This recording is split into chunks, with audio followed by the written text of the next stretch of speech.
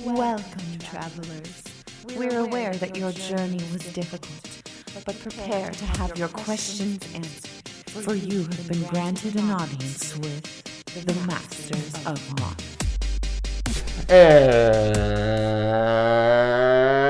And welcome back to Masters of Modern. I'm your host, Alex Kessler, here with my co-host, Ben Bateman, and our producer, Marshall James. What's up? What's up, everybody? We're here. We're back. I hope the sound in here is pleasing to you. It's pleasing to me. Should be better.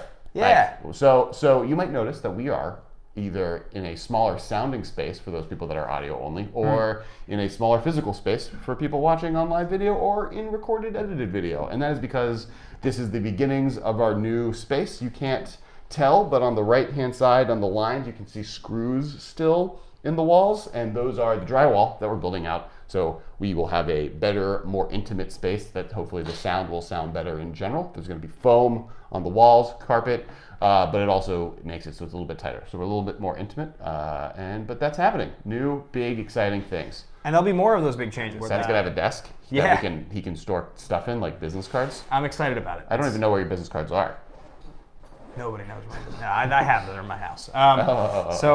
Yes, but that is the exciting difference between what you guys are seeing today and what you've seen in the past. Alex and I have a ton of cool stuff coming up today on the show. We're going to be talking about some of the big decks over the weekend, i.e. they're all Izzet Phoenix, as well as some other big decks. We're going to be breaking that down. There is a flurry of ban talk, which there is going to be every single week as long as there's a good deck in the format, so we'll address some of that. And the main topic for today is that we're going to be talking about Modern Horizons predictions, officially.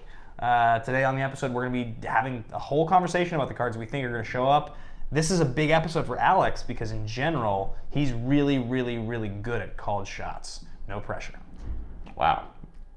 Now I'm bad at it. You ruined that. How's day 2 feel? Yeah, sick.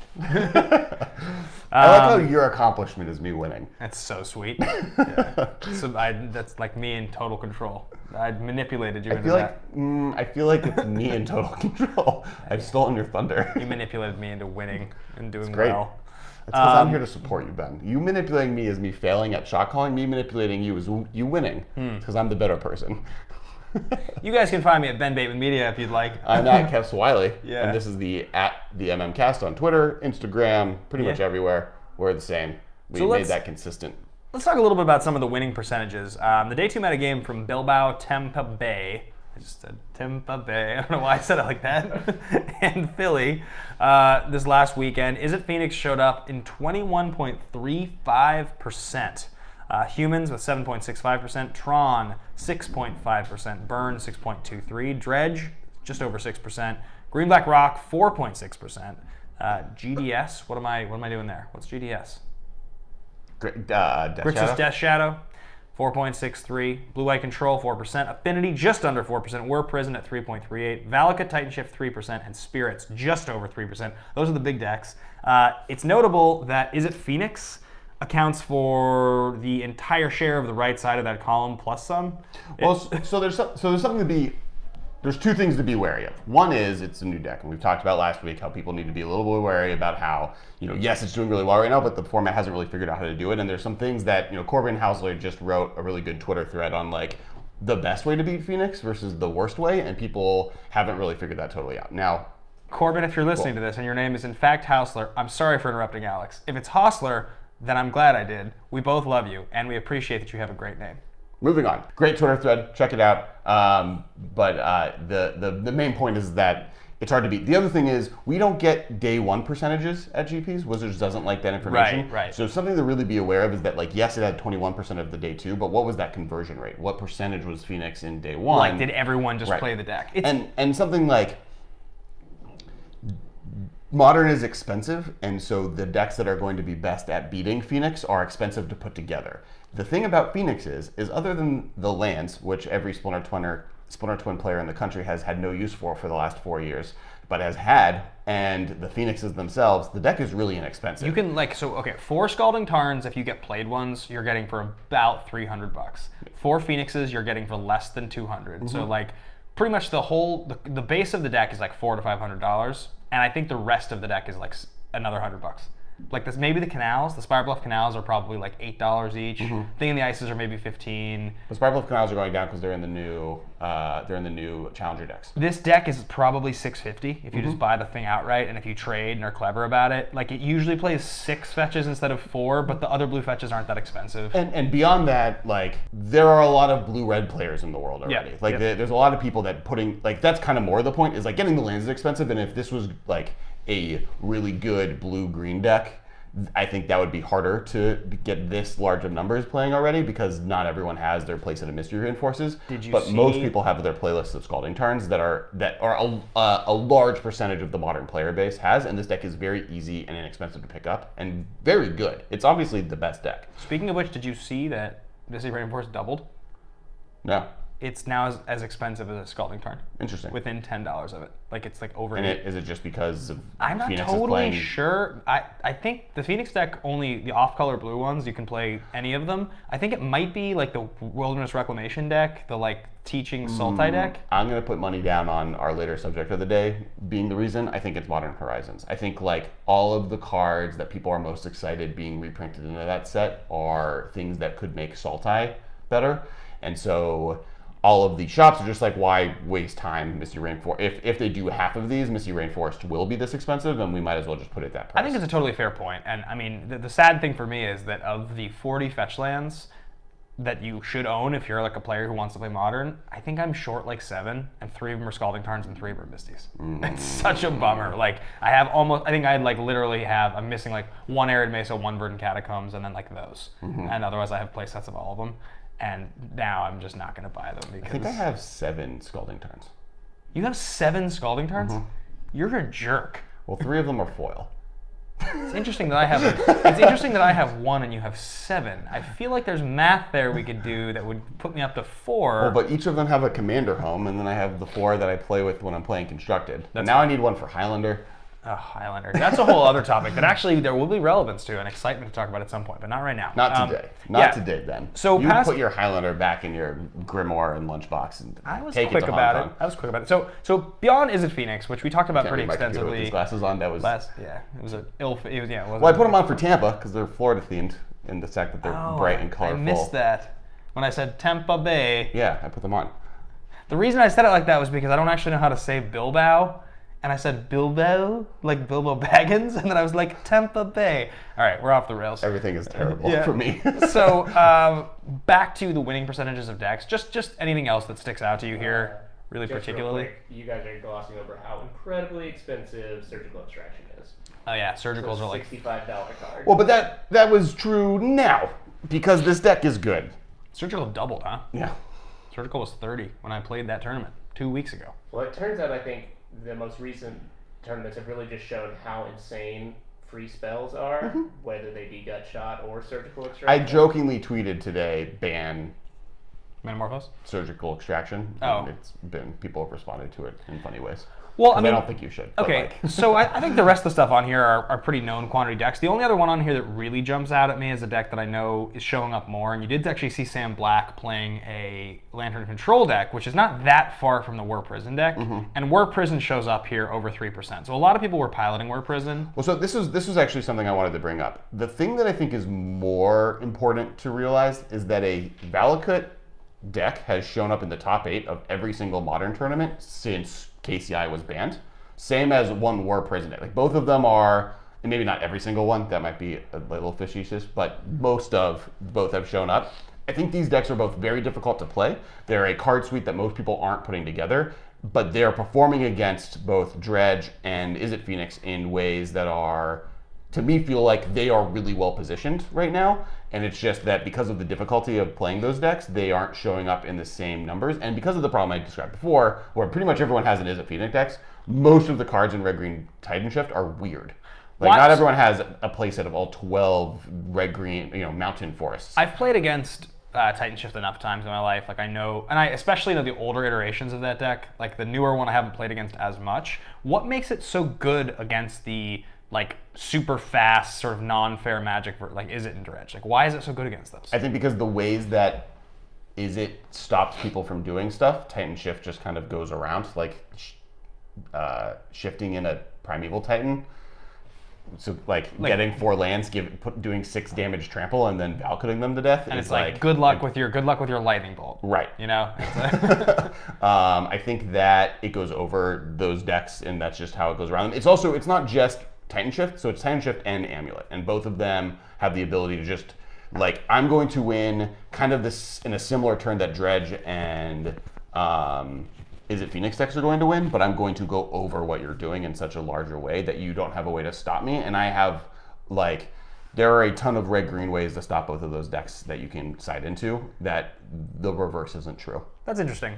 So I think the rest of the stuff on here, really, for the most part... Having not played the deck at all, so I could be wrong, and I'd love if someone wants to tweet at us or message us, you have has played, experience with Titan Shift. And I thought you have played Titan Shift. I have never played... I played Titan Shift. I've never played Amulet. Oh, yeah, okay. I have no idea the in and out of Amulet. It's powerful and it's dope, but I have no idea. I played against Amulet a lot at one point. I can't remember when. One tournament, I was piloting some shenanigans, and one of the guys I was testing with had that deck, so I played 12 games against it.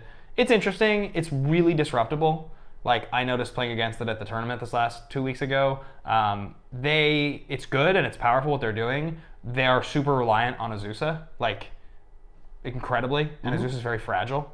That's not true. They have other cards in the deck. No, I know. I'm saying, for instance, as a Phoenix player, if you just bolt their Azusa, it's pretty likely that they don't win. There's other things you want to be doing, but you're pretty fast. So unless you have a really slow hand or they have a lot of redundancy, that's the most important card I think to get rid of. Sure, yeah. But I mean, Amulet is impossible for you to interact with. Yes. If they have an Amulet in play, then, and you and I think both of those decks are also decks that have big Haymaker turns. I think that's something also that's really important in this format in general is you cannot do anything and you're just slowly building yourself into a position in a hard to interact with way, by playing just more lands or ramp spells, and then on one big turn you play everything at once and you just win. And that's Scapeshift does that. Scapeshift is I'm going to stop you from doing yourself a little bit, then cast a Scapeshift and dome you for 18. And you fetched at least once because that's how Magic works in Modern, and you are dead. So I really want to make sure that we spend enough time talking Horizons today. So I'm actually going to move us along because that conversation about sort of what's going to be added to the format that's going to combat these top decks, I think is a really interesting one for us to have. A quick word from some of our shout-outs before we get there. What's up, guys? Masters of Modern here. I'm Ben Bateman. I'm Alex Kessler. And we've got a couple quick shout-outs for you guys that we wanted to remind you of on this episode. The first one is Twitter, @TheMMCast. We've had a Twitter for years. It's a great place to interact with us. We post exclusive images of our brand new spoiler cards, all kinds of cool stuff. Check it out, @TheMMCast. It is a great way to support the show. Kess, where can the folks find you personally? I'm at Kess Wiley. You guys can find me at Ben Bateman Media. The second thing is we have a YouTube. You may be watching this right now, honestly. You might be listening to it. But one of the big pushes for us in 2019 is to build this YouTube channel. We want to get more eyes, more ears, bigger guests, better episodes, higher production quality. We even hired a producer right now, so you might even see the camera angles changing. Subscribe, comment. It's going really well so far, and honestly, if you guys support it, even if you're an audio listener already, it's a huge thing you can do to help us grow this. The third thing, and maybe the most important thing for our long-term health, is patreon.com/TheMMCast. Guys, this year is going to have a ton of cool rewards for you. We really want to make the Patreon feel special, and it's a great way to help us grow. Our ability to hire the producer, to get new gear, to do anything cool in the future is going to be dependent on our ability to actually pay for it. Because right now, Alex and I are just paying out of pocket for the show. We love it, but that's what we're doing. Well, and the producer will help us kind of make sure we stay on stuff on Patreon, so it'll be a really thriving community. Yeah. Now, the last thing I want to talk to you guys about is the Command Zone. Jimmy Wong, Josh Lee Kwai, these guys helped us start this thing. Collected.company is where you can find their stuff. They're seriously the most professional Magic people in the world, not named Ben and Alex. Yeah, they make awesome content every week, Commander Focus. They do game nights. They do the Command Zone is obviously the podcast, the sister podcast of the MMCast. Check them out, Collected.company. It's the same place you can find our episodes every week as well. And the last thing is if you guys want to check out a great community, check out the Facebook group, the Masters of Modern. There's a ton of people in there. It's very interactive. There are constantly threads about new decks, new conversations. It's very active. Check it out. That's Facebook, the official Masters of Modern group. And otherwise, let's get back to the show. Yep. Thanks, guys. So, we're back talking Modern Horizons speculation. And there's been a lot of articles, a ton of content creators. I mean, this is a topic that a lot of people have been discussing. You and I have loosely discussed this now on several shows, but I think this is going to be sort of treated as our formal discussion. And well, this is going to be our formal early speculation. Prediction. We're going to talk about this a lot. Formal early speculation. Because there's... Before we get to second speculation, and that's before we have early rumination. Well, there's going to be... That's before second dinner. Yeah. We're a bunch of hobbits. So, The Hobbit has come out twice this episode. That's 2. Bilbao. All right, keep talking. We have the Modern Horizons this episode. We're really reviewing to the announcement. We did like a small, brief discussion of it, but now we're kind of doing predictions. Then when more information comes out and we get closer, there'll be like either during spoilers or the next time they kind of reveal stuff, like archetypes, we'll talk about that, and then there'll be a review, and then there'll be a post-fact review. So there'll probably be like 4 episodes this year on this subject matter, but we figured we should get this one out of the way. I mean, there's just so much to say about it, and I think there's a couple different places to start. I think it feels like the most consistent conversation people are having is the counterspell conversation. That's the one that I feel like has come up on here the most. It's the one that I've seen the most people discuss is which counterspell, which is going to be the marquee counterspell of Modern Horizons, right? What if there's none? I think there's going to be 2, but what if there's none? Right, so like, I think let's start there. Let's kind of recap. So your options really are Force of Will, Daze, Counterspell, Flusterstorm, right? Those are the 4 exciting ones. I posted Memory Lapse was a 5th one that I think people weren't talking about. Arcane Denial. Like, there's like some medium ones that could be included as a common in the set just to have as part of the limited format. But I think Counterspell seems to be everyone's favorite pick for a lock, though I can see that not being true. I think Daze is my least favorite of the 4 you named. I think Flusterstorm is the most lucky. Just from the perspective, most likely. Yeah. Just from the perspective of, it's definitely not too powerful for Modern. It specifically hates on decks that Wizards likes to be hated on in Modern. It's a totally fine card, and it's really just not there because they're never going to print Storm in a standard set. Its non-standard playability is because of the word Storm on the card. And Force of Will is the big haymaker. Now, if they print Force of Will, which I think is possible, that's them. That's the statement. That's what makes this set excited for Modern players. I can see Wizards not doing that because it could be bad for the format, though I don't think it necessarily will be. And it really just depends on Wizards' willingness to make that big of a haymaker. I don't know, sports. Hailmaker. That big of a haymaker. Wizards' version of a haymaker because they're wizards, not farmers. And so, okay. Hey, farmers. It's farmers. Hailmaker. It's a sports reference? Is it a sports thing?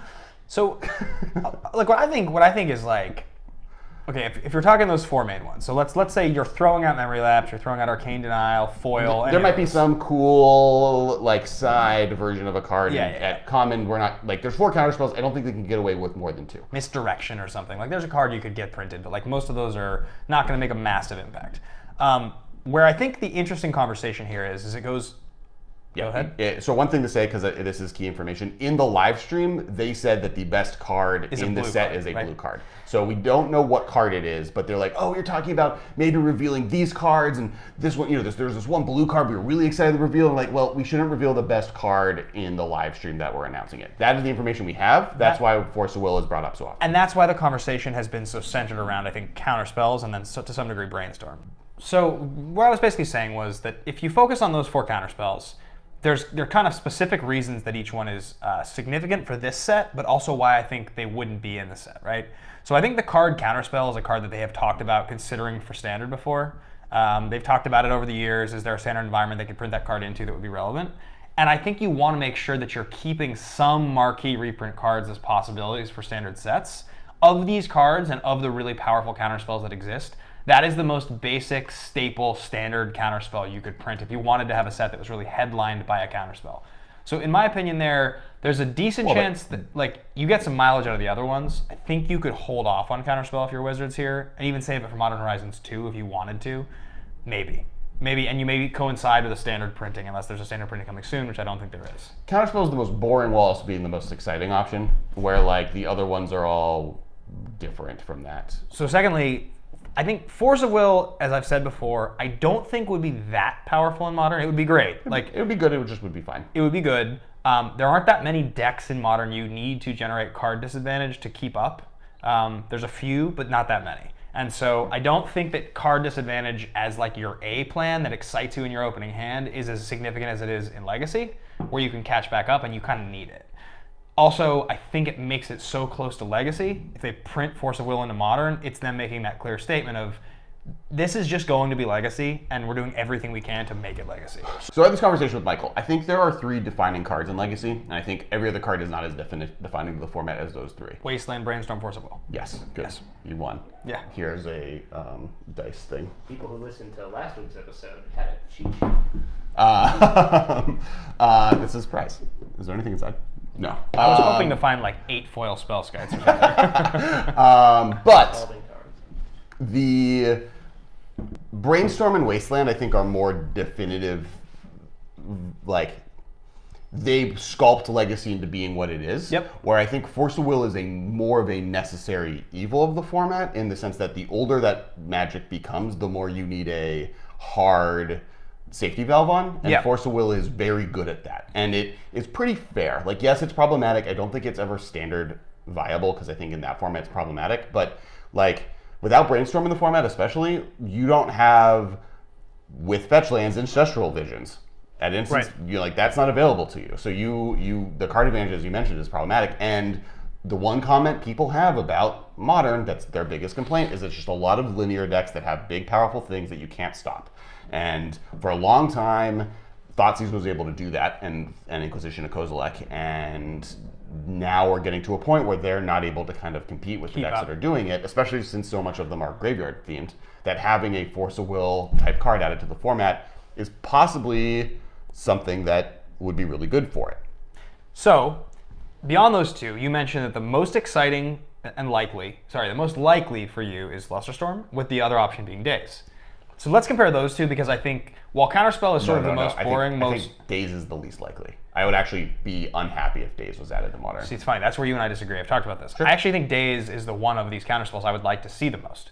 Daze is the counterspell that I think works the best in Modern, just simply for its interaction with Shocklands. I think it creates enough of a disadvantage to doing that in a format where it's already a disadvantage to start at 17, that I really do think maybe you get some super mono bluey tempo decks, or like... But Death Shadow exists. Like, there's enough formats where paying life into it is actually a value to the format, and I feel that the feel bads on Daze are so much worse than the other 2. Counterspell you can see coming. Force of Will, they lose a life and they discard a card. So there's a lot of cost to Force of Will happening. And it's bad on the front end. Like, countering a spell for 5 minutes is bad. Dazing someone for 2 is fine. And the feel bads that happen around Daze, and it just encourages people to play with 1-drops. Like, it makes whoever's playing Daze only want to play with spells that cost 1. Force of Will is good with Jace the Mind Sculptor. Force of Will is good with 4-drops, because it makes it so you want to discard these more expensive cards, which means that you get a larger variety of playable threats. Versus Daze, the only deck that plays Daze in Legacy are Merfolk and Delver. And I don't even think Merfolk plays Daze. I think it's just Delver. So, okay, so then maybe, and what you're saying is that you think it's the worst not because it's the most, like, parasitic, but you're thinking it's the worst because it's the least exciting. No, I think it is the least fun of those 4 cards to be added. I think it is the worst from a gameplay perspective, and I think they're all comparable on power. I think Flusterstorm is less powerful than the other 3. I think the main 3 are comparable in power level in different ways. That's why Flusterstorm, to me, while you say is the most likely, and maybe you're right, is the one that I would be the most disappointed to see printed, because It's taking up the counterspell slot of one of the other cards. it's a marquee card that I don't think really moves the needle for me. And Storm isn't really a thing consistently in Modern. Oh, but it's good against... That's where Flusterstorm would really shine against. It's good against other decks. It's good. I mean, it's really good against Phoenix, but like, Yeah. it's just in general. Yes, it's the safest to print, and I can see them not blinking about printing Flusterstorm in a set. And I don't know if they want to print both Counterspell and Force of Will. That seems extreme. I think they would print Force of Will and Flusterstorm, or Counterspell and Flusterstorm. So that's more. I don't think you get both. I think that's not. Flusterstorm good against Phoenix? It's fine. It's about as good as Spell Pierce, honestly. Like, they don't have that many lands usually. Sure. It's fine. It's better than Spell Pierce because it hits on Storm. It's a little, I mean, I'm just saying against them. Yeah. It's fine. Like, you're hoping to just counter Metamorphose, basically, in either case. But if Flusterstorm is in the format, can you unban Secret Zone? Oh, Preordain? Maybe.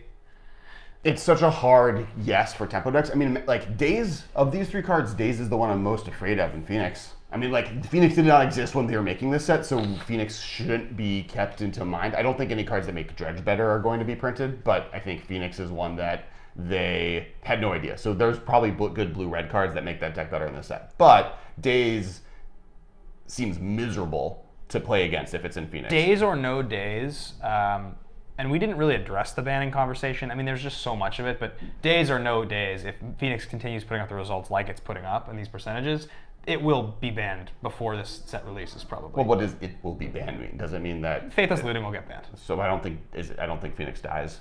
Phoenix is the best deck, or has been one of the best decks in Standard for the last year, and it doesn't have Faithless Looting. I think if you put days in and you remove Faithless Looting, the deck becomes a lot more fair. Like, that's so far and away the card you see in your opening hand, you're just like, I can't lose. You just play Cathartic Reunion. I don't know. I think the deck's fine. I mean, like, obviously it is worse. Like, Faithless Looting is a really costing good. Two is you're not drawing the cards before. I'm not saying the deck doesn't get worse without Faithless Looting. Yeah. I'm saying the deck still is probably one of the best decks in the format. 100%. But on the banning conversation, because I don't want to leave that without us, one thing on it, Wizards isn't going to ban anything until after Modern Horizons comes out. Okay. Unless the Pro Tour's top 8 is 8 mono Phoenix decks, or 8 dredge decks. and at that point they might decide that the Mulligan rule is problematic. Before the Mulligan rule test, we said this last week. Yeah. The point of this Pro Tour is to be a experiment. They are testing a thing. You don't take the data set you have leading up to that experiment and see if it gets better and like change it ahead of time. Yeah. Then the test doesn't work. All right, so the counterspell conversation we've had. That's an important one. Yeah. Let's move on to the next piece of the Do conversation. you think Wasteland is printable in Modern? No, all right. Do you think Brainstorm is printable in Modern? No. Cool. But do you think Force of Will is? I think Force of Will you could get away with, because I don't think Force of Will, like, it changes the way the format is played, but it doesn't make me feel like it changes it doesn't change the way the format is played where that card is proactively good. Mm-hmm. It's just reactively good. I guess my point is, of the 3 defining cards of Modern, or of Legacy, it is the one card that I would say there aren't decks about. There are not many Force of Will decks. There are Brainstorm decks. There are tons of Wasteland decks.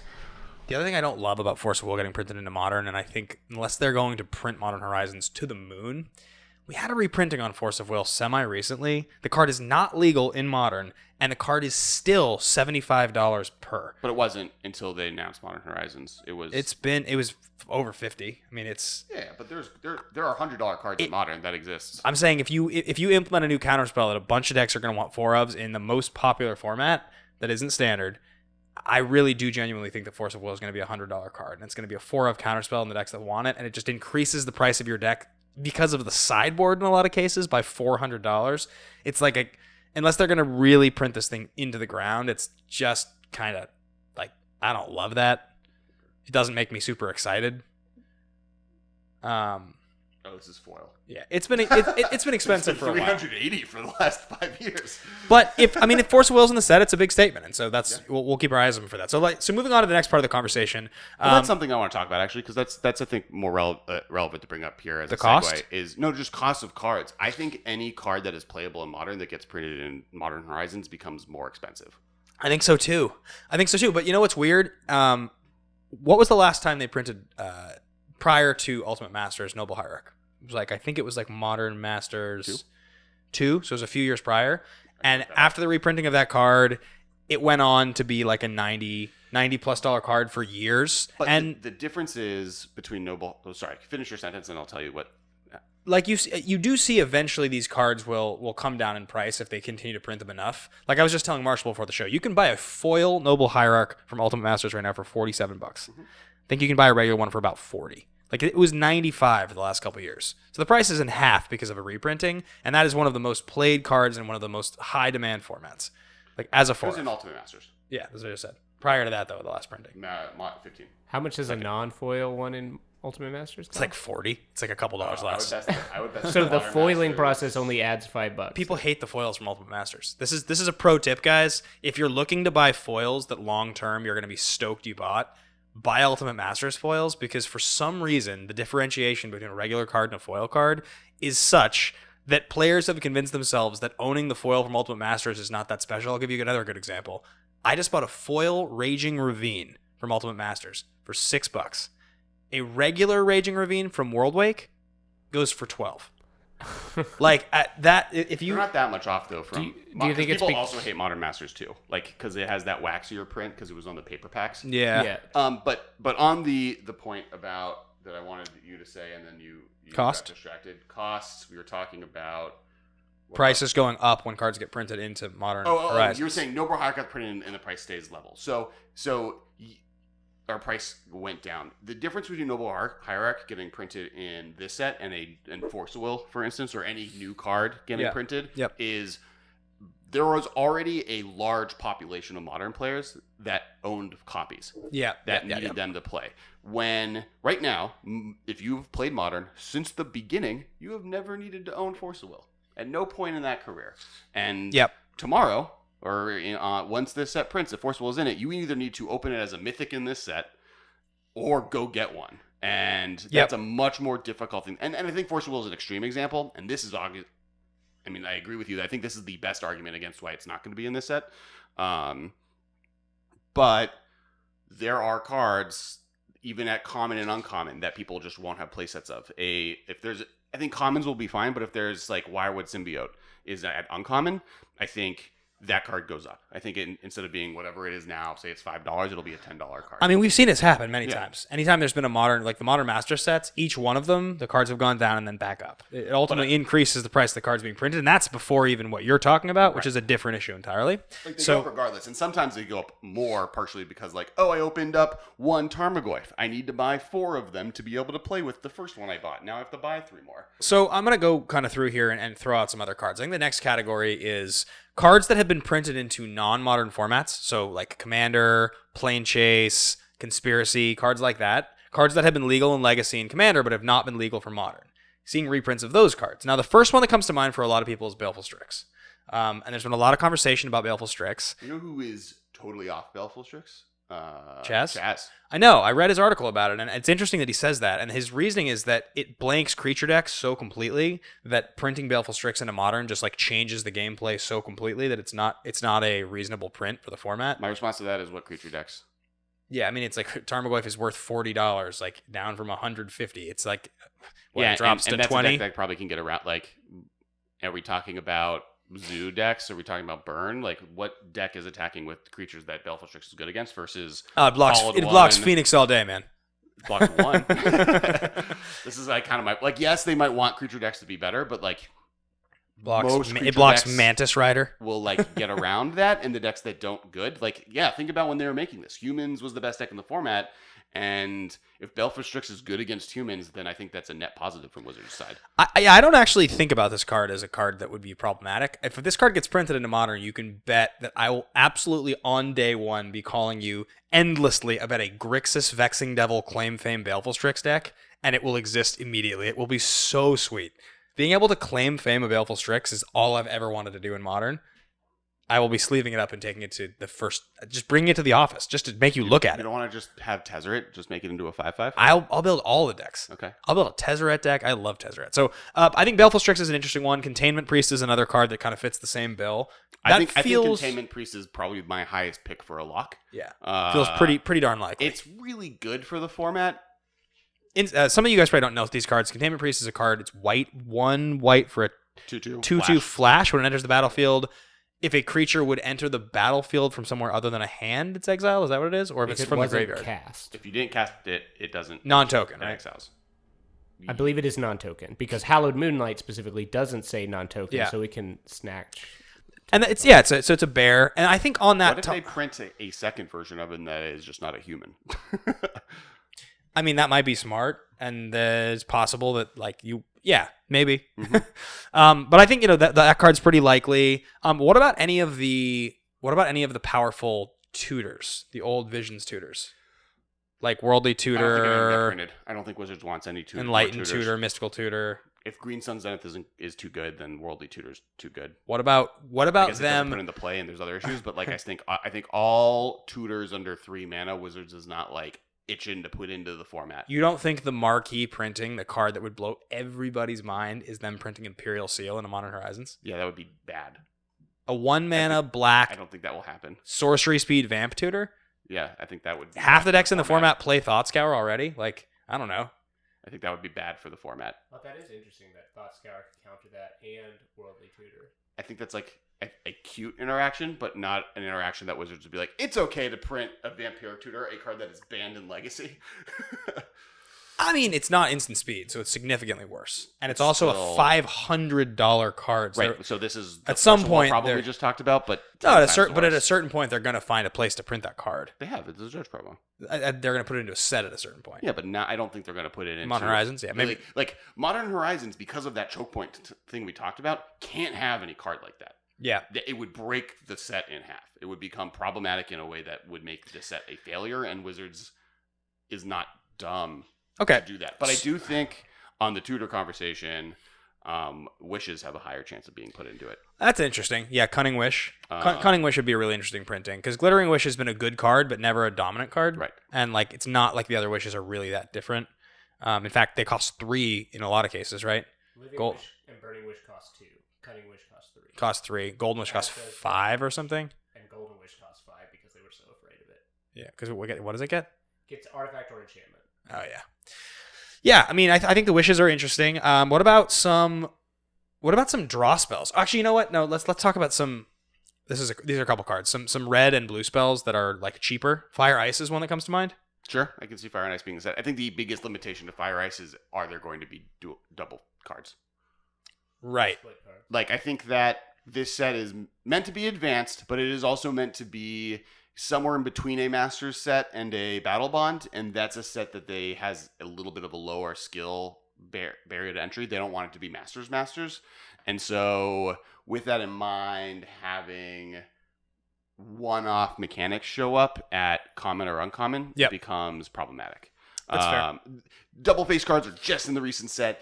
Could be totally fine. Like I think that's possible, but something to keep in mind in general is the more complicated a mechanic, the less likely I think it is, unless it doesn't matter. Like they could print a arcane spell. They aren't, because they're all legal and modern. Getting back to the conversation from just a second ago about cards from these expansion sets that have not been modern legal. Mm-hmm. What about Dak Faden? I think Dak Faden is possible. By the way, Dak Faden is the best blue-red ever card.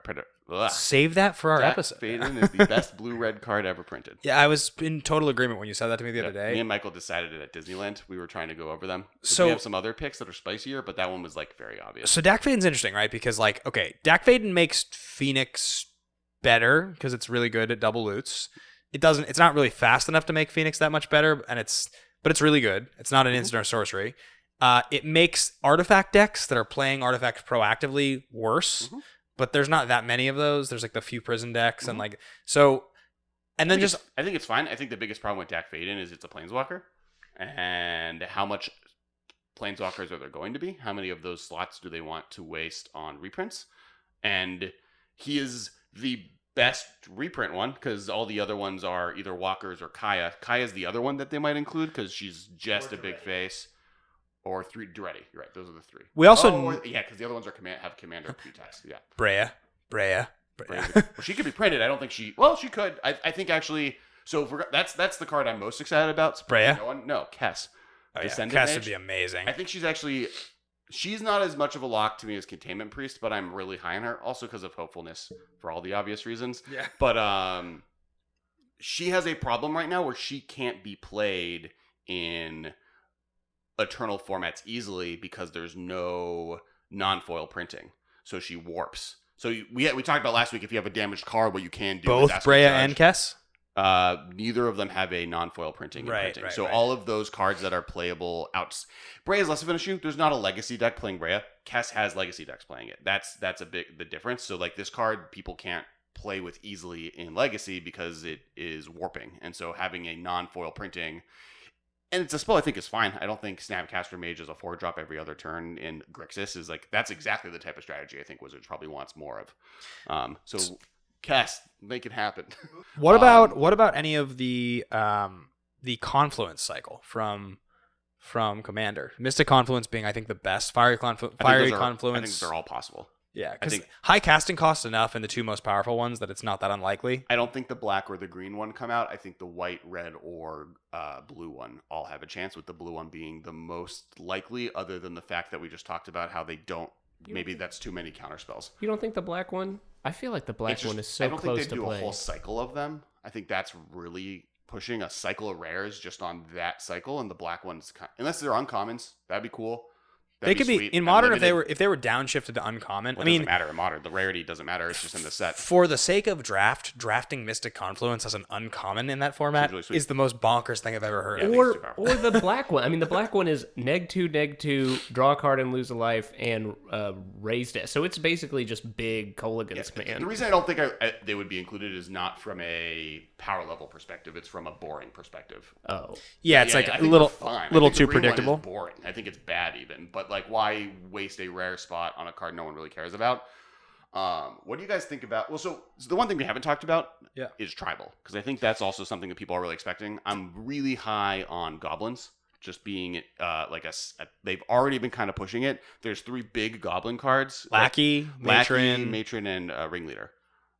Yep. Oh, Ringleader's legal already, isn't it? No. It got a recent reprinting with new art in one of the dual decks, but got it is it. not. Okay. And so all 3 of those. And we don't think Recruiter would be reprinted. That's the one where you get the Stack your deck? Yeah. No. Because that just takes so long to process. Yeah, deck's like- isn't it banned? I think it's banned in Legacy. Yeah, it is. Yes, and I think From it's bond for time Correct. consideration. It doesn't work with how Tournament Magic wants to. The work. last printing of that card, I think, was like 6th edition. Yeah, I don't think one. it's been really printed. cool. Yeah, looking. yeah. The art's sweet. But yeah, I think all those are possible. I think Elves has some chance. Like, people are really high on Wirewood Symbiote. That's what I'm pretty excited about. Yep. Any of the 2 mana, either the one that makes it for Forest or how many Elves you have. What are they? There are 2 of them. One's legendary. Priest of Rathalos Titania and Priest of Rofellos. Titania. Either of I don't those. think you can print Rofellos Rofellos. is on the reserve. He's on the Cool. reserve. So Prince of Titania would be an exciting one.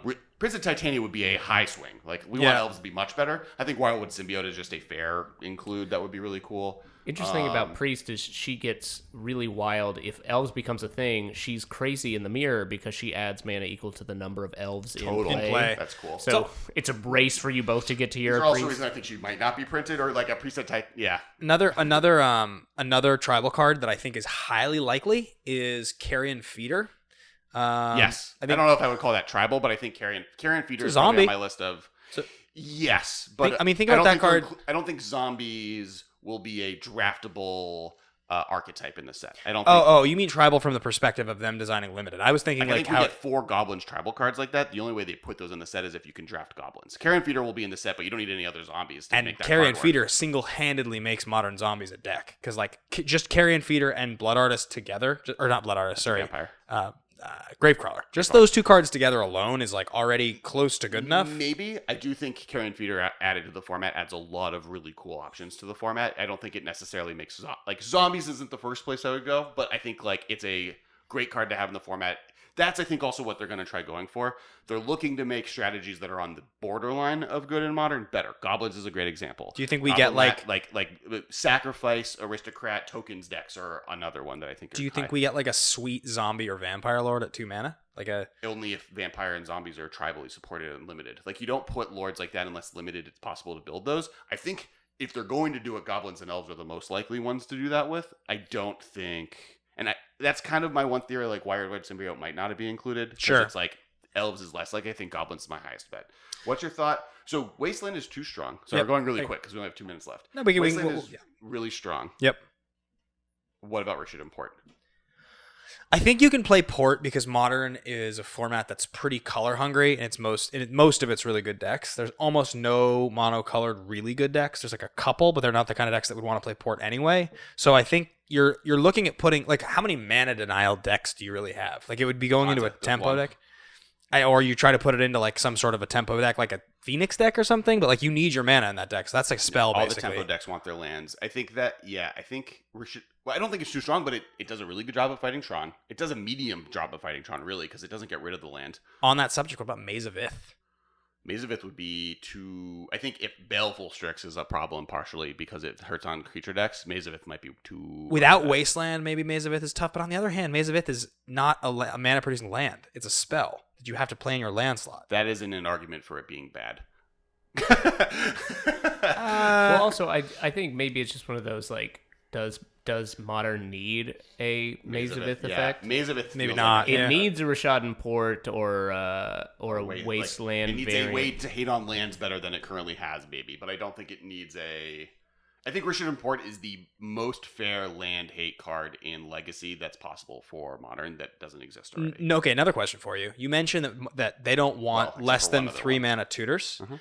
What about if they were to print Imperial Recruiter and Recruiter of the Guard into Modern Horizons? I think those are totally fine. So those are the red and the white tutors, guys, that are, I think, both 1/1s. The one searches for a creature with power 2 or less. The other searches for a creature with toughness 2 or less. Yep. I don't think both of them are fine, but I think one of them could be fine. Yeah, I think you could symmetrically print those into mythic slots in their respective colors. I think both of them are able to be included, and maybe in multiple sets they would be fine being in Modern at the same time, but I don't think a set would have both. Okay. I think that you wouldn't do, I think that you would just pick one and not both. Although they could have like beautiful diptych art where they're like both rallying in opposite directions. I'd rather them do that over 2 Modern Horizon sets than the one. So I think the other cards that I see on here, and this will be speed round because we got about a minute left. Armageddon? Never. What do you think? Okay, speed round. Vindicate, yes or no? Yeah. I think Vindicate's fair. What about Stifle, yes or no? No. Yeah, I think it's bad. Force Spike, yes or no? Not over the other cards we've discussed, but sure. Control Magic? Yes. Boring. Okay. Fine though. Innocent Blood? I love it. I think that would be really good to add to the format. It's one of the cards. I think that's one of the cards that I'm the most excited about, actually, that I hope they print. Mishra's Factory? Non-tribal Mutavault? I think it's fine. I think it's fine. I think it'd be cool to add. It's Artifact, which has like implications, but Mother of Runes? I would think that is a bad idea. I agree. I think it's a bad idea. That is a haymaker. That is a Force of Will style haymaker. If they want creatures to be better, like that is what I can see them doing. I think it is, but I would be afraid of it. Shardless Agent? Yeah, easy. I think it's easy. And then the last one that I have to ask you about is actually 2 left. I think Shardless Agent is pretty high on the lock. 2 left. Toxic Deluged. I think it's too strong. Too strong. And finally, Gamble. Tutor issue I mentioned before, maybe. I think Gamble would be the haymaker tutor if they wanted to push it, that you could give me Gamble, because Gamble is such high variance that decks would try it, and it would have to just go in the like Graveyard Life from the Lomi deck. What if it's in just Phoenix? Yeah, that's true. That's fine. I think Or the unfortunate Storm. thing is Gamble would help the 2 best decks in the format right now, because I think both Dredge and Izzet Phoenix would be hot on playing it's not. sometimes Demonic Tutor, Gamble's bad. sometimes Yeah, you can't do Entomb. that, yeah. Storm exists. Yeah. Oh, Any card that makes Storm better, Wizards is going to be very wary of, and Gamble is insane in the modern Storm deck, more so than it is in the Legacy one, where Legacy doesn't have red cards. So yeah.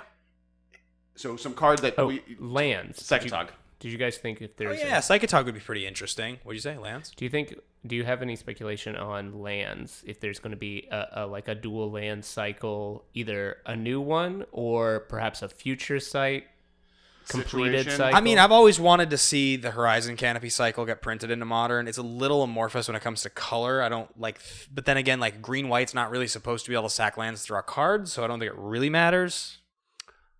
I am unsure if they'll include lands. I think if they'll include lands, they'll be more like Rashid Import. I don't think we'll get a like cycle. If we do, it'll be one of the mediocre uncommon, like you can tap for 1 mana or sack it for 2 mana of 2 other colors uncommons, or actually I changed my mind. If I were to pick one, it's the tap fetches from Mirage. The Mirage tap That'd fetches. be interesting. I think those are fine, and they're like modern-y, so it's like, oh look, it's like modern, you can fetch lands, but they come in tapped, and they could be at uncommon or common, because I think the set might want mana fixing. Yeah.